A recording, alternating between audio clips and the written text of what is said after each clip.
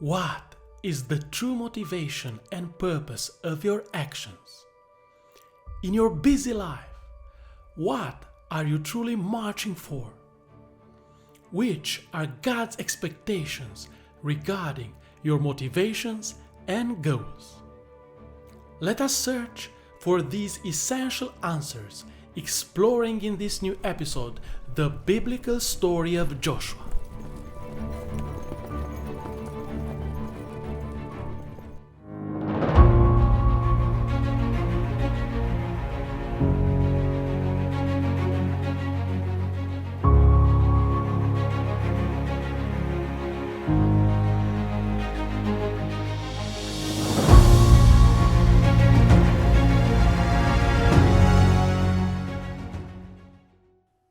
In the journey of Joshua, time is a main challenge.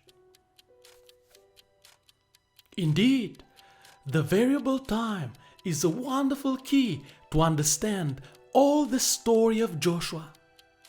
Time is crucial both in his personal spiritual life and in God's plan for his mission. Now, we will explore an amazing event from the story of Joshua, which is of course an event about time. It's an event about the Gibeonites. In the book of Joshua, the Gibeonites seemed to reach salvation by mistake. The Gibeonites have been very idolatrous and evil people for many years, and at that time they had to confront with the judgment of God. But they tricked Joshua and lied, saying that they came from far away and obtained a solemn oath from him that the Israelites would not destroy them. So they were saved. A very strange salvation process indeed. And in this confusing series of events, the other kings from Canaan united to kill the Gibeonites through a surprise and devastating attack because they had made peace with Israel. And in this crisis, they urgently sent word to Joshua, "Come up quickly and save us. Do not abandon your servants." The decision to be made in this context did not seem easy at all. I can imagine some of the leaders of Israel debating that this is God's intervention for the fulfillment of his announced judgment against the so sinful Gibeonites and the chance for the Israelites to come out from the trap of having sworn to the Gibeonites that they would not destroy them. And indeed, they swore only this, but they did not swear they will also offer protection for the Gibeonites. What would you have done as a leader in front of this challenge? It was a difficult decision to take, both from theological and military reasons. But in that situation, Joshua did not have time for theological debates, and he did not have time for consulting again the law of Moses about that matter. Only an hour of delay could cost the life of all the Gibeonites. It was an urgent matter, a matter of life and death. What was Joshua's immediate answer? So, Joshua marched with his entire army, including his best fighters, in order to save the so sinful Gibeonites. Marching? The entire army? All his best fighters? This was a very risky military decision to be taken. But did he make the right decision to risk it all for this poor group of lying and cursed foreigners? Oh yes, he did. And God himself directly got involved in the battle, and a great victory was achieved. But the enemy was not totally defeated, and the time was passing quickly, and the night was approaching. The enemy could then somehow regroup and become in time a new threat. But this was not something to worry about. The victory was already theirs, and it was a devastating defeat for the enemies. And of course, this was not the final battle for conquering Canaan, and wars would continue for several years for this process to be fulfilled. But Joshua, surprisingly for us, was not content with a great victory in this particular context. He aimed for a total victory, and in order to achieve it, he dared to do something totally new under heaven. And he said to the Lord, "O sun, stand still over Gibeon. O moon, over the valley of Iulian." And Joshua dared to command directly to the sun and the moon. This is something that even the first man, Adam, probably could not achieve in the Garden of Eden, and even his so great mentor Moses did not dare to do. Joshua might be perceived here as arrogant and full of spiritual pride. And this crazy action he takes becomes more intriguing in that specific context when they already have achieved a total victory and there was no more an urgent issue to solve. What would we expect to follow next? Let's read further. So, the sun stood still and the moon stopped until the nation avenged itself on his enemies. The sun stopped in the middle of the sky and delayed going down about a full day. There has never been a day like it before or since, a day when the Lord listened to a man. Surely the Lord was fighting for Israel. Why has God answered this unique and so bold request in the history of human prayers that not even Moses had experienced? God answered to this bold request and got so engaged in the battle because this battle was unique in the context of Canaan. Yes, God was fighting for Israel, but now He is fighting for Israel with the very purpose of saving and protecting the so sinful Gibeonites. And it was in this battle He wanted to reveal His heart for the prodigal sons. In a context of judgment, He wanted so much to reveal that His first desire is to forgive and redeem and not to destroy. And He revealed His eternal love for sinners to Israel, to the Gibeonites themselves, and to all the other Canaanite people who were in this way invited in that amazing day to follow the Gibeonites' example and ask for peace and be saved. And in that specific moment, Joshua exceeded his mentor Moses. Joshua could understand the heart of God in that confusing context and dared to march with full power and boldness according to God's heart, because until that event, he continued to deepen himself in the presence of the Lord day by day. Because an authentic and constant time with God will lead us more and more profound in the heart of God. And there we'll get to know a crazy and beyond imagination love even for the most sinful people from the earth. And in the New Testament, we meet another Joshua, Jesus himself, because the name Jesus is the exact Greek translation of the Hebrew name Joshua. And Joshua from the New Testament led his life led by the heart of God. And this heart of God called him, and after a busy and tiring day of ministry, even in the evening, he said to his small army of 11 disciples, "Let us go over to the other side." The other side?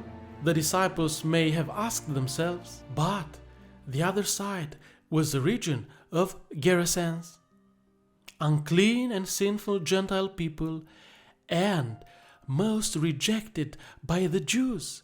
They were pig breeders. And crossing the Sea of Galilee by night just to reach this cursed region? What a strange decision our general has made. And the storm came, and they were in danger of dying, and it seemed that somehow something did not want them to arrive at the Gibeonites. At the Gerasenes people. Oh, what a coincidence! A similar name starting with the same letter G. But when the storm reached its climax of power, Jesus, the Joshua of New Testament, did something shocking for his disciples. He commanded directly to creation, a divine and bold act to do. Indeed, he rebuked the wind and said to the waves, "Quiet, be still." Then the wind died down and it was completely calm. The natural process of a storm to completely cease asks for time, for many hours. But in just a second, the sun stood still. The storm stood still. Many word similarities in these passages. And Jesus, with his best fighters, marched to the Gerasenes, and there they did not find a church full of people worshipping God, but a man in a most degraded and hopeless situation, imprisoned by a legion of evil, being a danger for the community. The same Jesus released his divine power and brought in just a second healing and restoration. The Prodigal Son was now found alive and back home.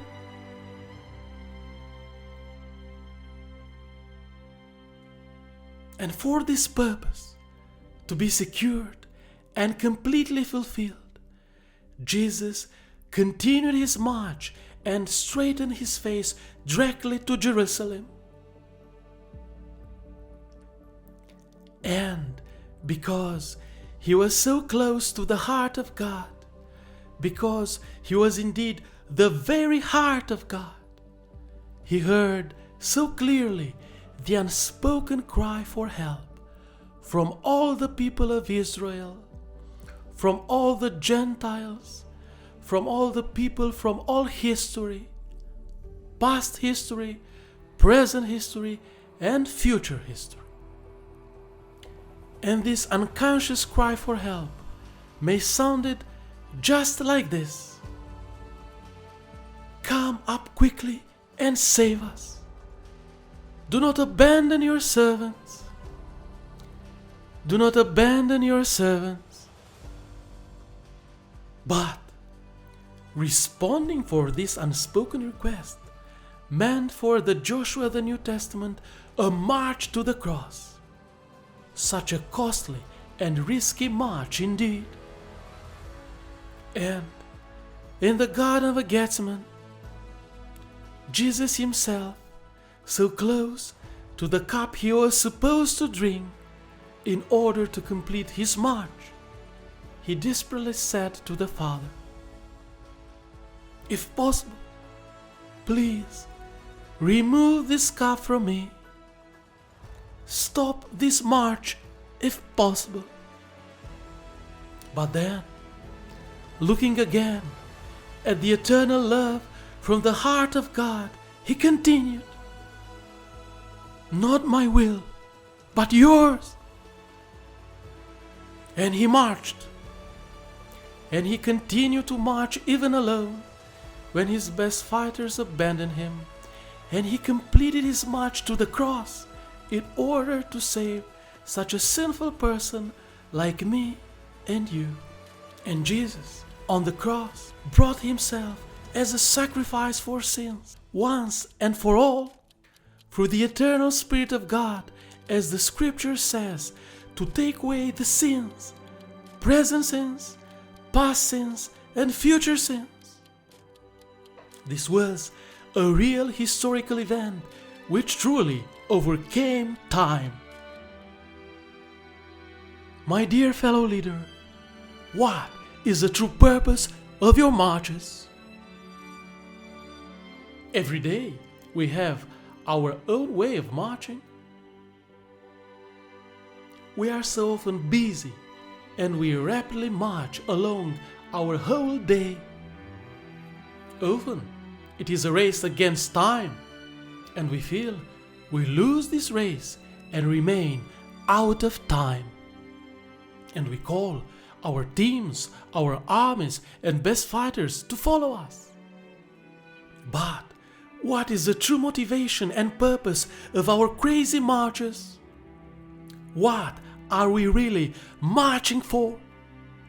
Are we marching for visible results, for fulfilling big projects, for reaching big figures in statistics, for recognition, for fulfilling our personal needs? What does really animate your march? Are you truly animated by the eternal love of God, and the final purpose of your great march is really reaching the Prodigal Son? Maybe we declare this with our lips, but what it is really in our hearts? Are we really motivated by the calling from the heart of God? Are we somehow hearing the desperate cries of the prodigal sons? Come up quickly and save us. Do not abandon your servants. Do not abandon your servants. I wish for you and me to deepen ourselves in the presence of God, to know His loving heart more and more, and to cleanse the motivation and purpose of our marches. Let us hear again the calling of the love of God, and gather our armies and best fighters and march towards the Prodigal Son, and march day and night, and persevere in our march, and accept the trials and the sufferings in our march, and accept the cross, and never stop until the Prodigal Son is brought home, is resurrected, is healed. This is the march for love. This is the march for the cross. This is the march that will make time be still once again. And maybe the heavens will freeze in amazement and will say, "What love and faith! What a march! We have not seen this kind of march since the time of Joshua." If you want to explore more these essential leadership lessons from the Bible, follow on YouTube the 33 episodes of the Biblical Map of Leadership. If you want to support this project, please subscribe share the news with your friends, and watch all the previous episodes. Thank you. And don't forget, if you are a map reader, you'll be a great leader.